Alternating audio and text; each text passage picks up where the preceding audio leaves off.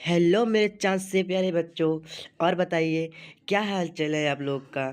तो आजकल तो रात में नींद भी नहीं आती होगी आप लोग को, क्यों मेरे प्यारे बच्चों।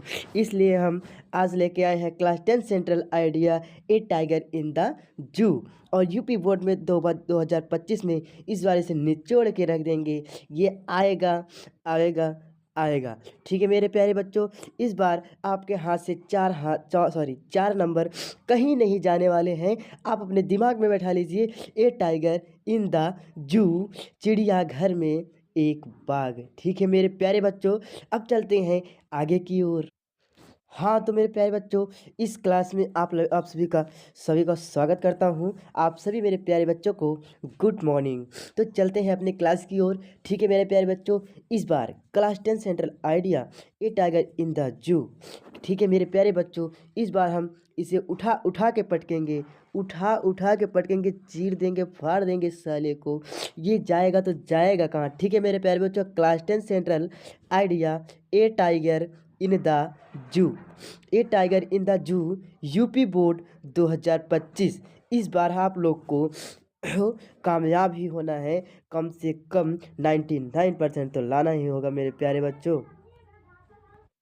हाँ तो मेरे प्यारे बच्चों, आ गए हैं अपने क्लास की ओर। तो हम आप लोग को बताएंगे सबसे पहले सेंट्रल आइडिया का अर्थ। तो मेरे प्यारे बच्चों, सेंट्रल आइडिया का अर्थ होता है केंद्रीय विचार। ठीक है मेरे प्यारे बच्चों, सेंट्रल आइडिया का अर्थ होता है केंद्रीय विचार। ठीक है मेरे प्यारे बच्चों, तो चलते हैं हम आगे की ओर। क्या लिखा है यहाँ पे देखेंगे, the poem a tiger in the zoo by Leslie Norris. ठीक है मेरे प्यारे बच्चों, the poem a tiger in the zoo by Leslie Norris, यानी कि लेस्ली नॉरिस की कविता ए tiger in the zoo. In this poem the poet tries to depict the mental condition of a caged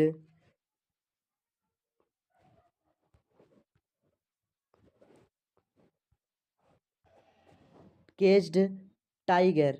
ठीक है मेरे प्यारे बच्चों, यानी कि इस पोयम में, in this poem the poet tries to depict the mental condition of a caged tiger. इस कविता में कवि ने पिंजरे में बंद बाघ की मानसिक स्थिति को दर्शाने की कोशिश कर रहा है।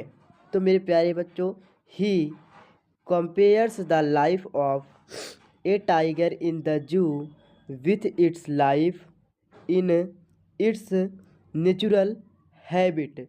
ठीक है प्यारे प्यारे बच्चों, वह चिड़ियाघर में बाघ के जीवन की तुलना उसके प्राकृतिक आवास में उसके जीवन से करता है।